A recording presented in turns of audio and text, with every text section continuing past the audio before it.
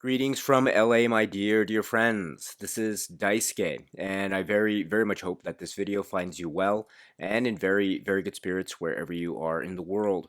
And today, if you don't mind, I would very much like to continue on with our journey, our discussions, our discoveries, and our explorations with respect to the recent releases made by the Criterion Collection during this year of 2023. And that brings us to a title which already currently exists in the Criterion Collection at spine number 10. But this year, on this occasion of 2023, the Criterion Collection has re-released this film, this time employing the option of the 4K UHD plus Blu-ray combo format. And I'm speaking of a work which is described as being from the year 1971. And the name of the filmmaker is Nicolas Roeg. And the name of the work is Walkabout.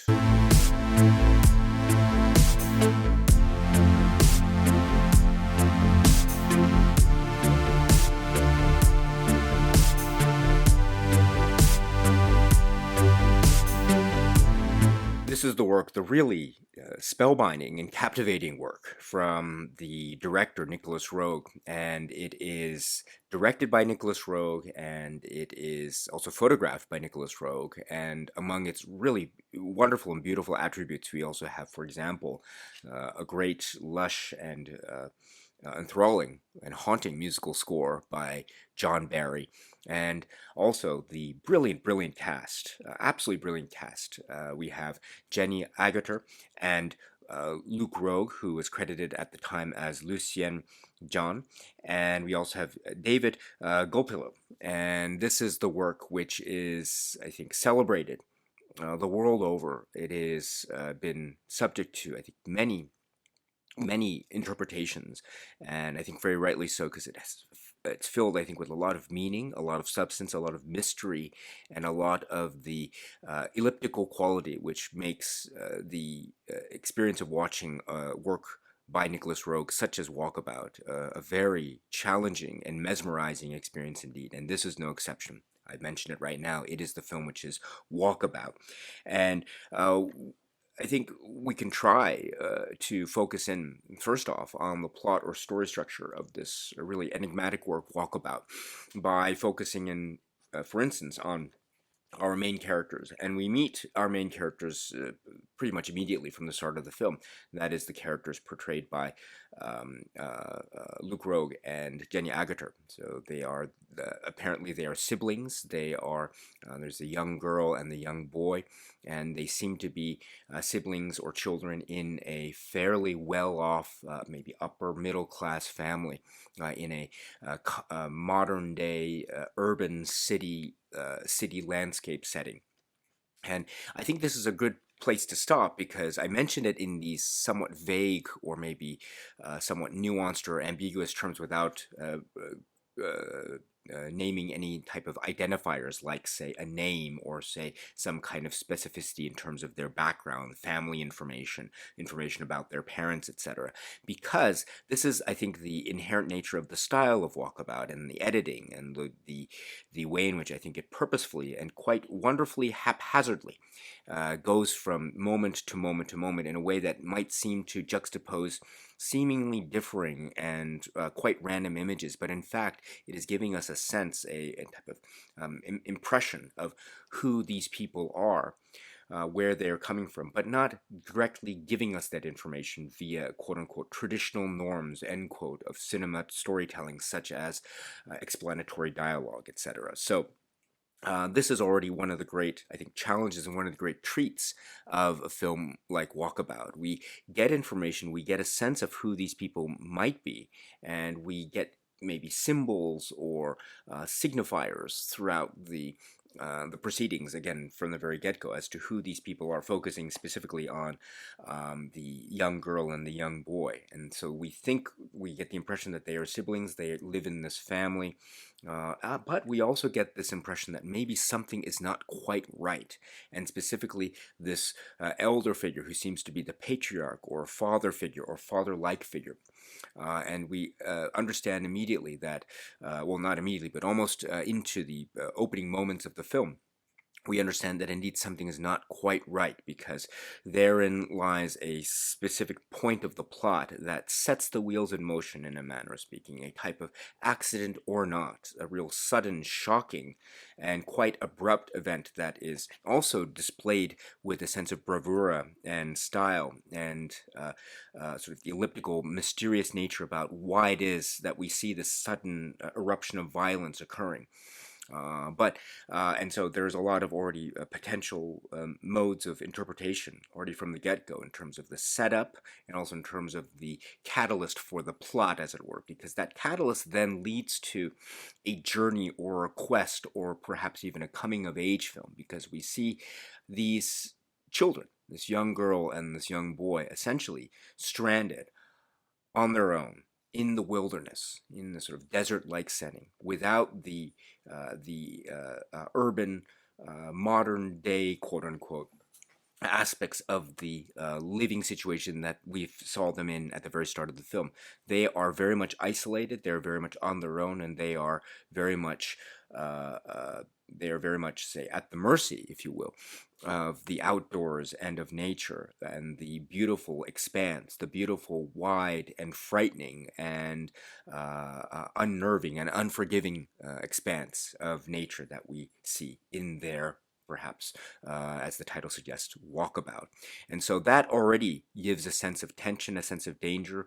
Will they or won't they survive this? Because it is a very tense and quite an ordeal, physically and psychologically and emotionally. But we see them in this environment, the young girl and the young boy, on a type of journey, trying to find their way back, or trying to find their way home, or trying to survive in the moment. And that mode of survival, I think, is, again, expressed in these very wonderfully enriched, jagged edits, and the type of pace which is, I think, established so thoroughly, and so in a way that absorbs one's attention. It really allows us to be fall into the environment, but also it allows us to be able to take information in a, I think, visual way, but also in a way that is permitting us to interpret, or have maybe various modes of interpretation. For example, can we interpret these young children's situation to be purely dire and devastating from their point of view? Or are we able to interpret, or one possibility of interpreting their journey as being just that, a journey, a quest to maybe some kind of state of, say, bliss or enlightenment or adulthood? Or could it be some kind of psychological test, that in itself being perhaps in some forms or in some modes of maybe sociological thinking, that could also be in its own way a type of journey into adulthood? Or could it be a type of rejection of what we saw at the very outset, namely a rejection of a type of modern day city living, or modern day viewpoint of city living, and that type of environment? Or could it have an environmental message that is also akin to this type of either acceptance or rejection of various forms of environments that we see, primarily the expanse of the natural habitat that we see throughout the bulk of the film, one way or another. So already we have a mode of filmmaking that allows for this type of openness, and I think it does then permit us to view this film, Walkabout, through a variety of lenses, which are then, I think, augmented by the emergence of our third main character, as it were. And this is David Gopil, a very famous performance, and it's famous for many reasons, but there is a type of enigmatic quality to his appearance. And it's often described in terms of, and also his in the credits it's not named as well, so that also leads to us to a sense of maybe universality, as maybe being represented by the direct anonymity that seems to be adopted when identifying or not identifying these people by name or not, or otherwise. So that's another interesting trait that continues also with the young girl and the young boy that we discussed.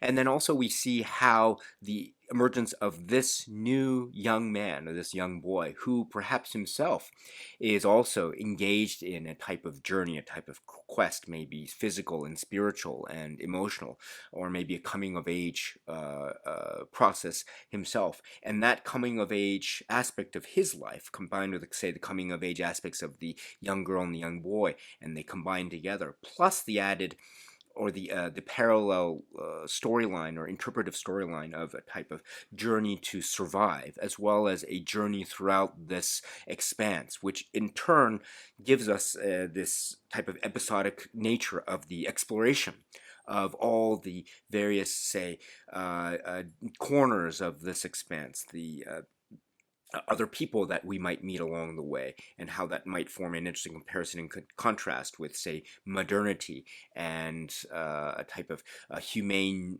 viewpoint of nature and the environment and humanity's surroundings, etc. So there's an interesting way that this film has an episodic structure that also allows us for that exploration, which is in turn laying the groundwork for a type of journey film for all the characters concerned, which is in turn laying the groundwork for a type of discussion of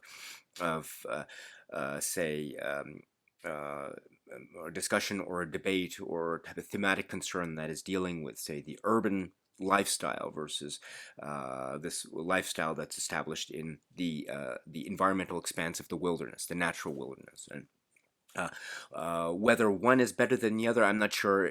Well, perhaps that too can be a possible interpretation that one has when one watches this film, beginning, middle, and in particular to the very end of the film, as we see the film resolve itself in a number of possibilities.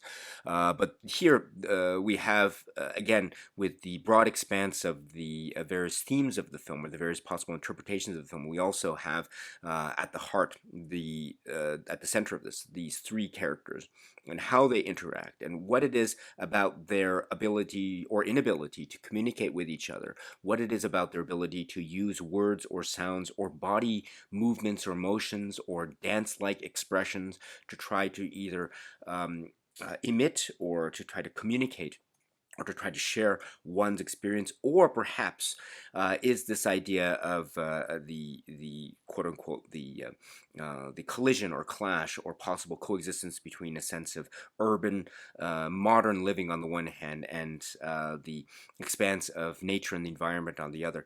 Will this be able to coexist, or will there be a type of ever-present resistance that is just inherent in the inability to communicate certain fundamental feelings or notions or ideas? I mean, this is also, I think, very much crystallized in the combination of the three characters and how they interact and respond to each other within the presence of each other. And sometimes it's the three of them, sometimes it's maybe one by themselves, or sometimes it's two together, etc., in various forms of combinations. With all this being established, or being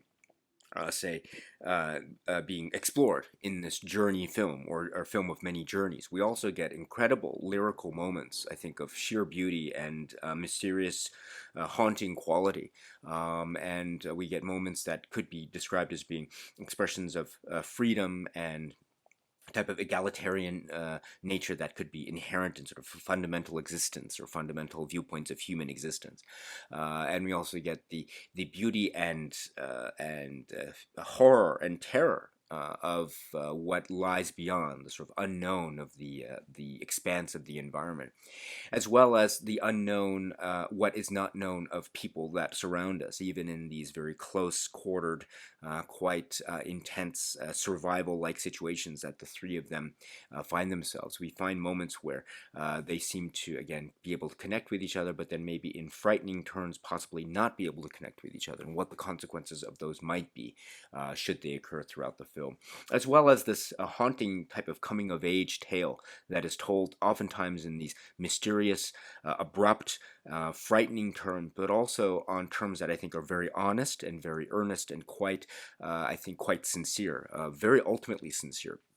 I think there are moments that will challenge people when they watch this film. If for the first time, this film might not be for everyone. I mean, there, again, because of the structure of the film, and the very nature of the film, I think it is prone to a number of interpretations. Those interpretations, I admit, could be positive interpretations on the part of the spectator, the viewer.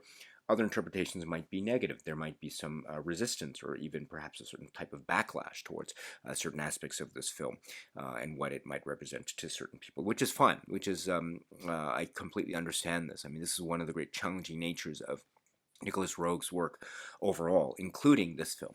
But I would maybe emphasize that this is, I think, an indication overall of, again, what I was indicating before, or what I was trying to suggest before, which is this is an indication of the very innate nature of Walkabout, or Nicolas Roeg work entitled Walkabout, which is its own structure defies a sense of, say, uniform linearity, but rather it is inherently inviting various forms of reaction and interpretation by its very nature, by its very structure, by its very editing, and it's by the very nature in which it shows and transmits information, which I think is very exciting, it's very challenging, and it's very, very memorable indeed. So this is the film, which is Walkabout. The Criterion Collection has released or re-released this film, Walkabout.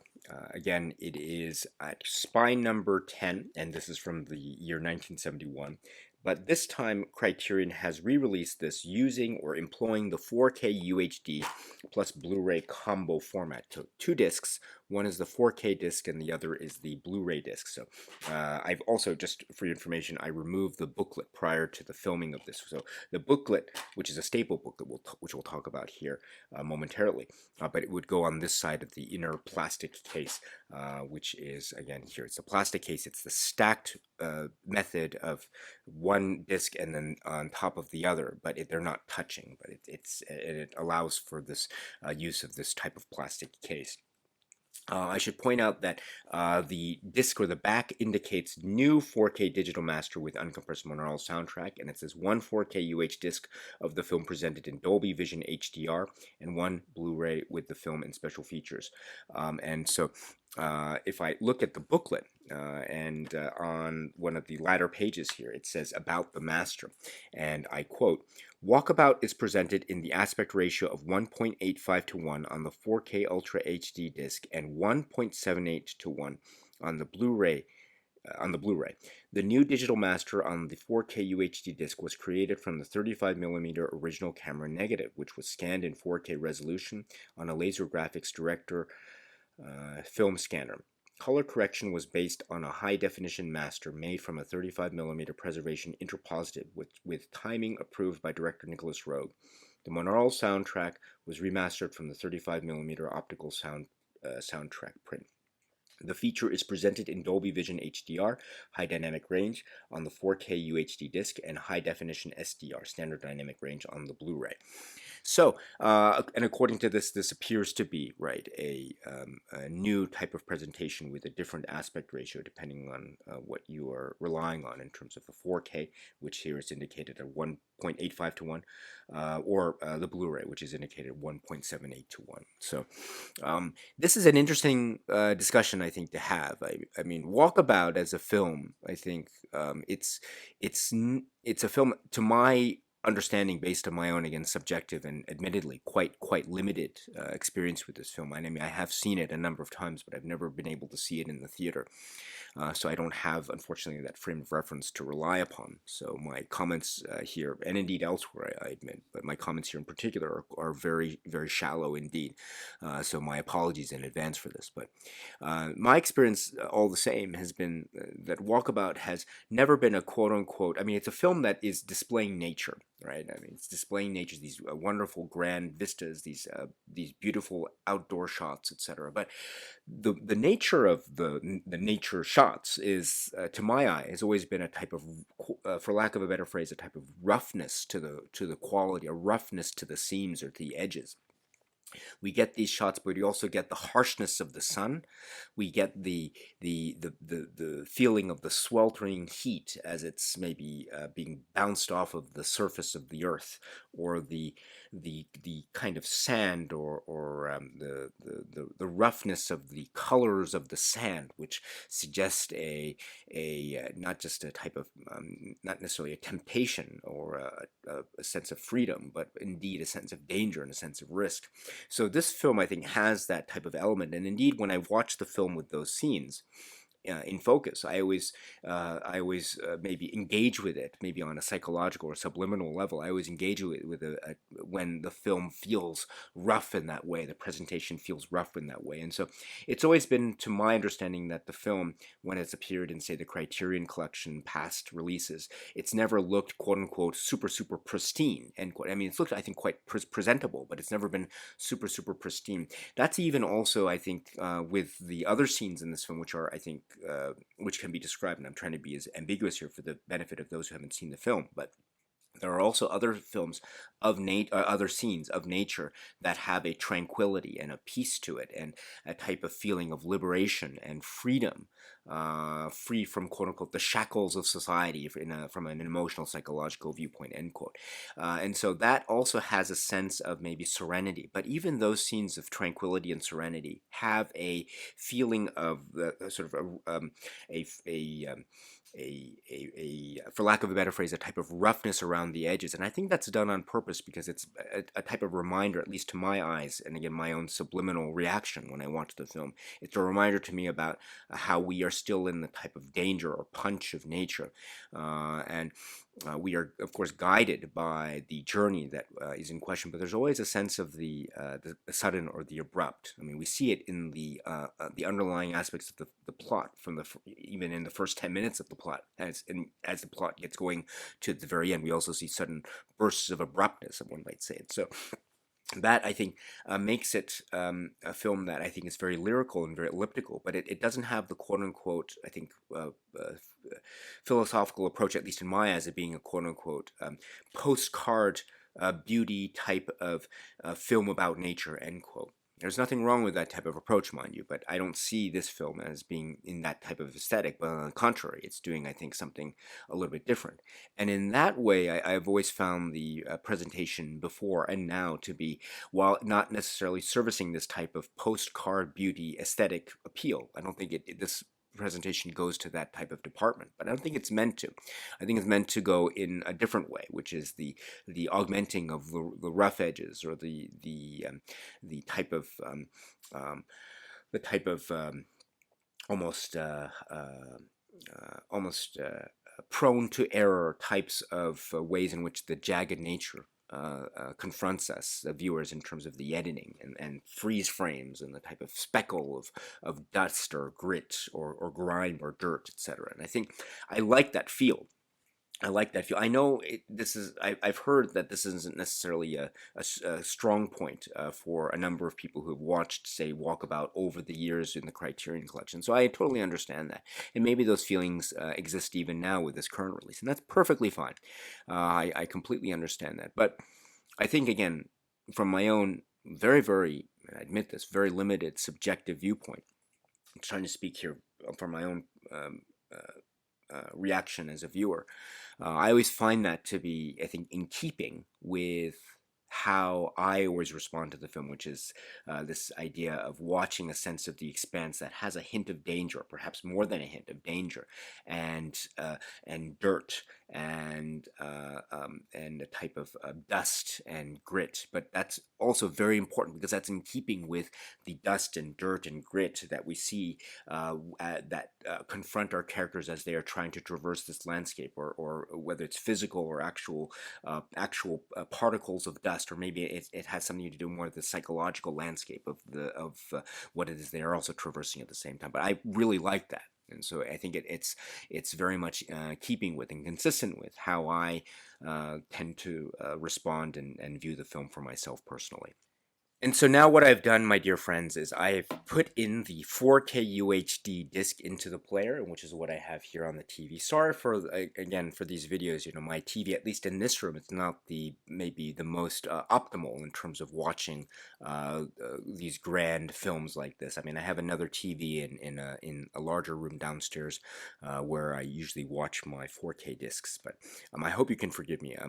But for purposes of today in this video, let me just say that for the reason why I've put the 4K disc in right now is first of all to show the menu, which I really like. I'll speak about the menu, the Blu-ray menu, when we put in the Blu-ray momentarily. There's something that well, I'll speak about that later. But I put this in because like with past 4K UHD plus Blu-ray combo releases, we have two discs.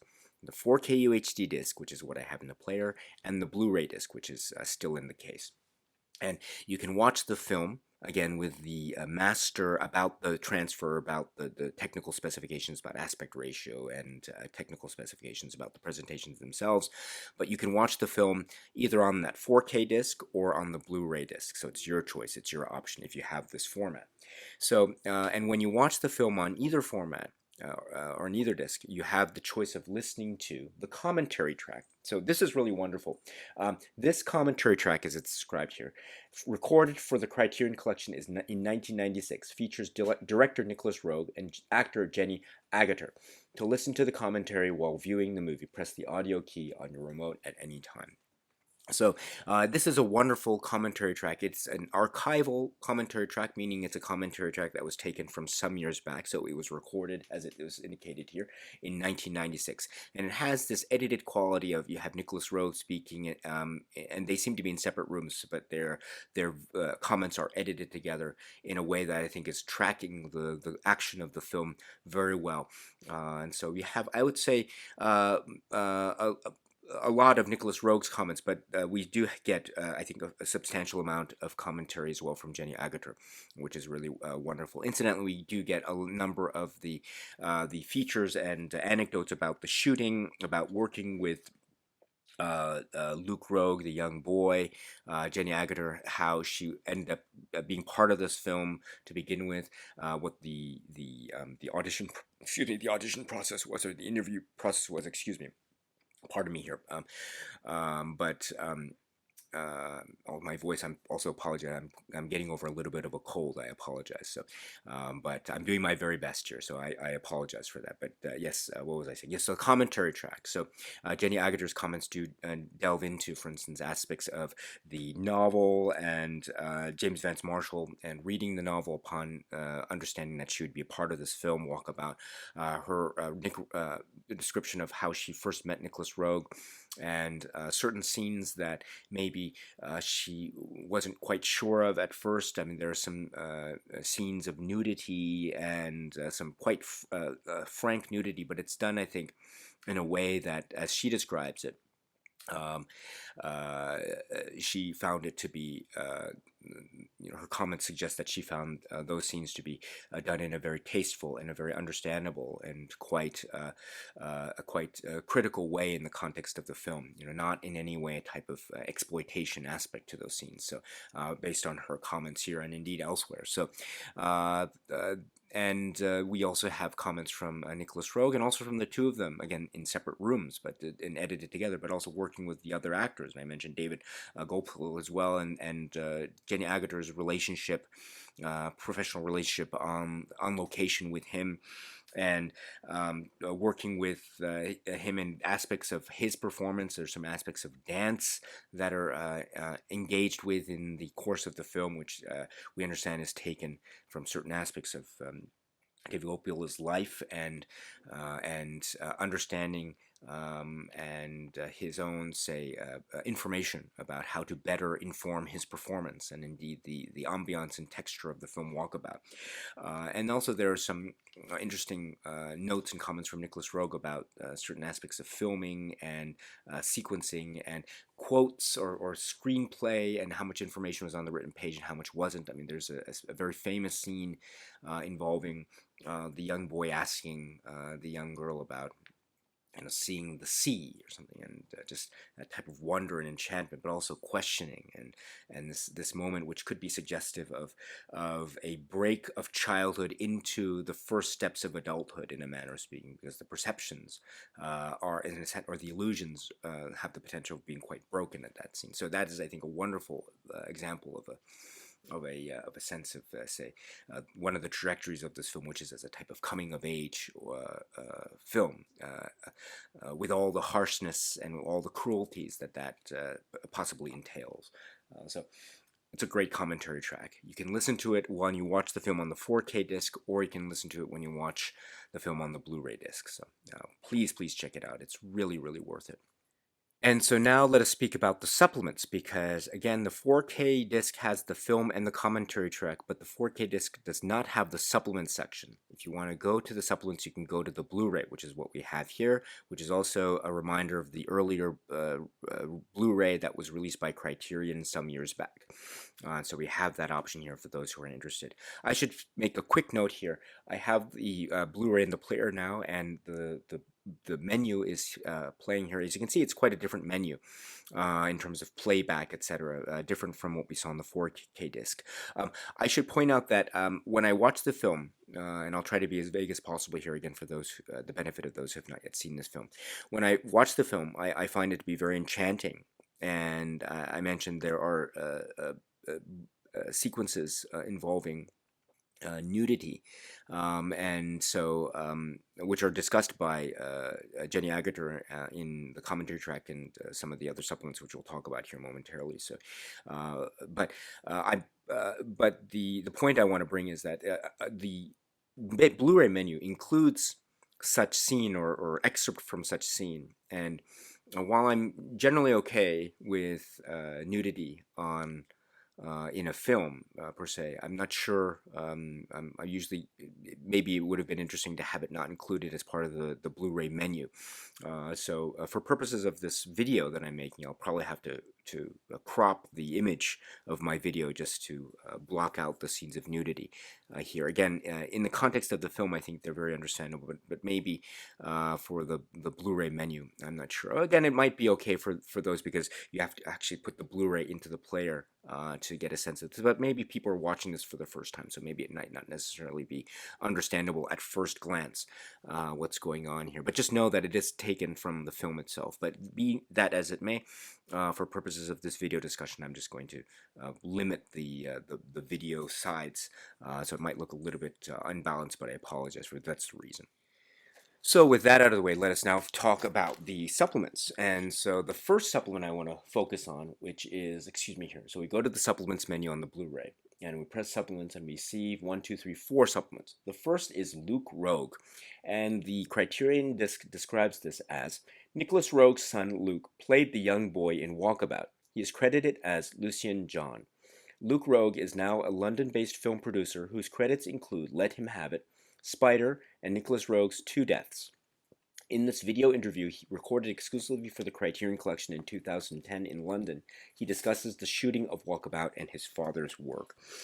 So this is approximately 21 minutes, and it's Luke Roeg in 2010. So so some years have passed since the appearance of Luke Roeg in the 1971 film Walkabout, but he speaks about his perspective. He speaks about working with Nicolas Roeg, his father. It's interesting to hear how he refers to his father during the course of his interview. It's a really interesting detail, and he talks about films like this, and like another film by Nicolas Roeg, which we'll talk about in a separate video, in fact, which is called Don't Look Now, how these films, which are very iconic in the context of the filmography of Nicolas Roeg's directorial works, how these films tend to be about focusing on an environment or a key environmental setting, and using that to sort of the advantage or the thematic concerns or discussions of that particular film. In Walkabout, I think, is a great example of this. Luke Roeg also speaks about his casting, details about his casting, and also working with other members of the cast, because it's a type of a triumvirate or trio. He is, of course, one of the key figures in that. We have the other two actors that he's working with here as well. He also talks about how there is, I think, embedded in films like this for him a sense of family memories. I mean, he talks about the family connections that he has with the film and the making of the film, not just his father but other members. And so, he looking back on the film, it's kind of like a family album to him, which I think is an interesting take on Walkabout. Really, really interesting. Also, he speaks about an anecdote about losing a tooth or losing teeth, which is itself very interesting, taking also into consideration the location and the demands of shooting in this particular location for him and for the others. Um, and talking too about uh, uh, uh, aspects of the film, certain plot points, aspects of the interpretation of the ending, and the throughaway to that via the course of the film, and talking about the notions of communications that are also embedded in this, etc.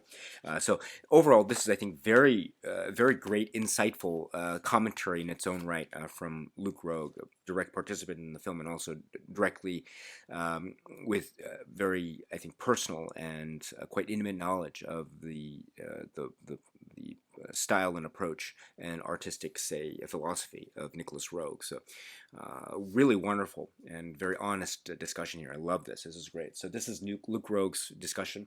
Again, this is approximately 21 minutes. It's like a one-on-one interview with him. Next, we have Jenny Agutter, and the following interview with actress Jenny Agutter was conducted in 2008 for Potemkin Films in France. In it, she discusses how she came to be cast in Walkabout and what it was like to work with Nicolas Roeg and actor David Gulpillo. So this is not a Criterion produced supplement per se, but this is, I mean, it's still great. Of course, it's still great. Jenny Agutter sitting again in a room one on one as well. This is totaling approximately 16 minutes. And here, there's an interesting way that this is set up. It's set up in a room, but she's sitting in a chair, kind of far away from the camera, in this really lovely home room of some sort. So, a really lovely room, by the way. So, but that's an interesting way that the interview is designed. I think it has a sense of, well, I don't know. It's a really interesting setup for the interview, but. Here she's talking about the casting, the circumstances that brought her to the attention of Nicolas Roeg and company, and how she ended up being part of the film. At the time, she was thinking that this might be her chance because of certain funding. This might be the chance for her to meet the Beatles, and so she was really excited about that because she was a real fan of the Beatles. At the time, or maybe members of the Beatles, perhaps, and also talking about how she reads the film in terms of innocence or family bonding, even in the face of extreme dissonance and extreme threat to such bonds. And this is, I think, the threats emerge from the very outset. And it's interesting to see where those threats come from. Are they coming from a type of external threat from the quote-unquote outdoors, or are they coming from somewhere internal, an internal family threat? And I think for those who know the film, you maybe are getting a sense of what I'm talking about, especially in the opening, say, 5-10 minutes of the film. But also, it's a film about loss and also trying to regain one's trajectory.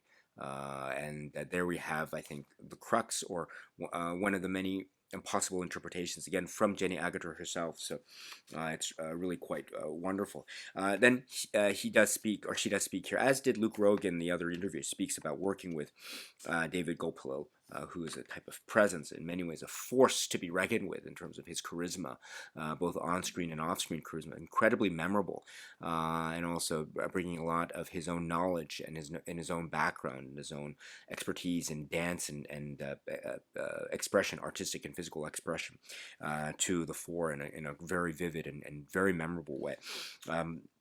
And also talking about him and his demeanor on location. It wasn't they got along, of course they got along, but it was interesting to see him also trying to, from Jenny Agatter's perspective, seeing how he was engaging with this part of, say, the filmmaking process. Maybe for her as well, but she also observed that perhaps there are a lot of things that were new to David Gulpillo as well. So that's very interesting. Also, there's a little anecdote about the Cannes Film Festival and the reaction to Cannes Film Festival and David Gulpillo Gokul's attendance at the Cannes Film Festival and other film festival circuits, I must imagine, as well. She does, too, talk about certain aspects of the film that are ambiguous, the ambiguity of the film, which I think is part of its the inherent nature of its multiple possible interpretations, which I think is really quite evident and really lovely. And also, she talks about, as I mentioned before, there's a scene involving swimming, and how she was very nervous about this particular scene, but that I think that the Nicolas Roeg and company really made the atmosphere very comfortable for the actors, and she interprets this particular scene not in any way as a type of exploitation, but as very much inherent and integral to the one of the key possible interpretations, namely as a source of freedom or liberation. And a sense of, say, a type of happiness in this form of liberation, which itself is, I think, done in a very innocent portrayal. And I think she here acknowledges this as well. So this is, I think, a very one of the reasons why this interview and also her comments on the commentary track are incredible. It's great, absolutely great. So this is the interview with Jenny Agutter. What did I say? Did I say it's 16 minutes? I think it's actually 20 minutes. Hold on, let me see. I think it's 20 minutes. I want to say, yeah, it's 20 minutes. Excuse me. Sorry about that. My mistake. My mistake. It is 20 minutes. I said 16 minutes before. I apologize. It's 20 minutes. So this interview is 20 minutes long with Jenny Agutter. I mean, 16 minutes would have been great, but 20 minutes, that's 4 extra minutes of the wonderful Jenny Agutter. So I can't complain there. So my dear friends, yes, this is the interview with Jenny Agutter, 20 minutes from 2000 and 2008. So please check it out if you can. And then that's not all, because then we get Gold Pillow, One Red Blood. This 2002 documentary by Darlene Johnson looks at the extraordinary life of David Gopillo, who has continued his acting career while remaining strongly rooted in his Aboriginal community. And this is great. It's approximately 56 minutes, so just shy of an hour. And this is really wonderful because we see David Gopillo in the modern day setting, again, around circa 2002, when the film was released. And it's great too. It's long, but it has an index. So you can, if you want to jump to a particular chapter, it has 1, 2, 3, 4, 5, 6 chapters here with their own titles. I love it when you have a documentary that's included as a supplement, and Criterion goes the extra step of including a chapter index with those documentaries. They don't do it all the time, but when they do, they're really helpful. So Criterion, if you're listening, I don't think you are, but in case you are, it would be really wonderful if going forward you could have these types of chapter lists for all of your documentaries that are included, the feature-length documentaries that are included as your supplements for your releases, because this is a great example of how this is helpful. It's long too, it's wonderfully long, and it's, as I say, shy of an hour, and we get a sense of David Gopillo's life and his surroundings and his family life, and also interviews with him and people around him, people who know him, clips from his films, not just Walkabout, but also like Rabbit Proof Fence and others, and also some aspects of his TV work, artists who have worked with him as well. I do mention a little bit about Walkabout as well, so that also makes it relevant, and Cannes Film Festival, which is what I mentioned too. A work in TV series.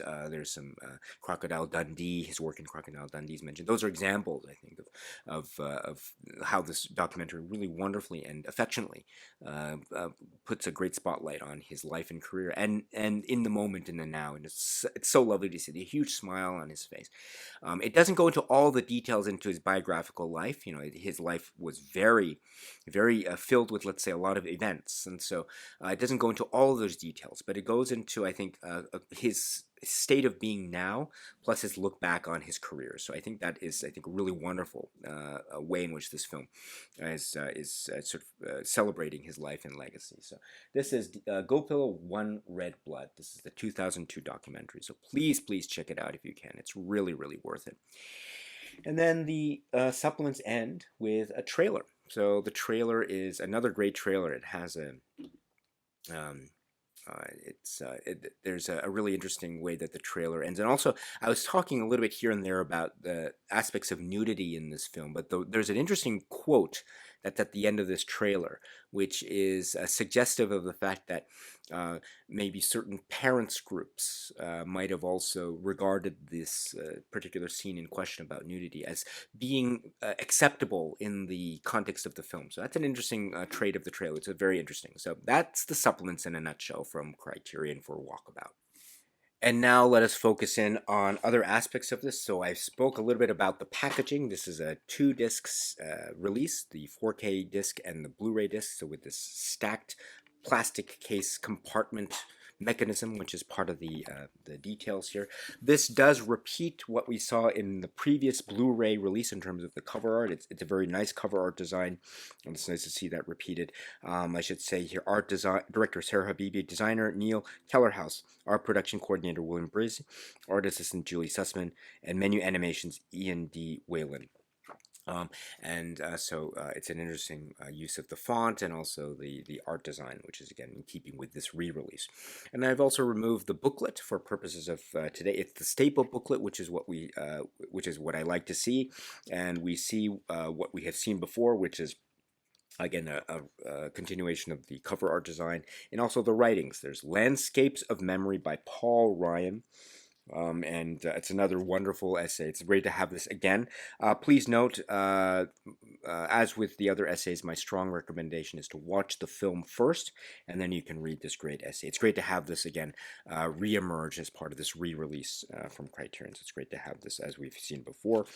And then we have further pictures to accompany this great, it's robust booklet. So what we've seen before, but what we saw before was great, and so it's great to see stuff that we saw before, which was great. It's great to see it again. So there's a lot of greats in that sense, so I apologize for that. But anyway, my dear friends, that concludes my thoughts here about Walkabout, this re-release from Criterion. Maybe at the end of the day, I should have said this earlier, maybe at the end of the day, it's one of those things where, like with some others, not all, but some other 4K UHD releases from Criterion, I don't know if I would go so far to say that this is head and shoulders above anything else that we've seen from Criterion, namely the most recent Blu-ray. It might be for some, but maybe not for others. So if you have the current Blu-ray and you're happy with this, that might be okay. Or if you are interested in getting the 4K because you like the 4K look and you like what Criterion does, that's great. Or, of course, there are other non-Criterion ways of watching this film as well. So of course, I think the sky's the limit with possibilities for watching this film, which is great, which is absolutely great, because at the end of the day, the choice is yours. So please, the choice is not mine for you to make regarding your choices to watch or not watch this film, as the case may be. But for me, I can say that for the comments, the reasons I've commented on throughout the course of this video, I've been very, very taken with this, and overall I'm quite pleased.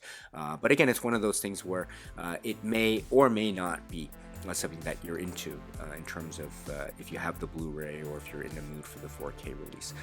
Maybe if you have always wanted to watch this film but just never got around to it and you don't have it yet, but you're interested, and especially if you're into the 4K format, this might be the occasion to take a dip in the waters, as the saying goes. So, but whatever the case may be, my dear friends, this has been just my 2 cents on the film Walkabout. So please, my dear friends, please continue to be happy and healthy and well, and please keep on watching a lot of great, great, great movies, including Walkabout, and including the films of Nicolas Roeg, including the films in the Criterion Collection, and beyond. So until the next video, my dear, dear friends, stay strong, stay safe, and cheers.